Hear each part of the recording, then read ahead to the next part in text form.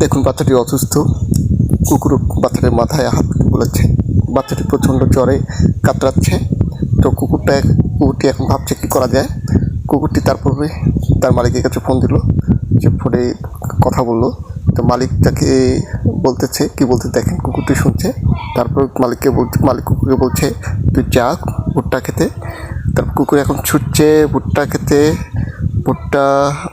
ভুট্টা খেতে ছুটে চলছে। এই তো দেখছেন ভুট্টা খেতে যাচ্ছে। এখন একের পর এক সে ভুট্টা ছিটছে, তার ঝুড়ির মধ্যে রাখছে।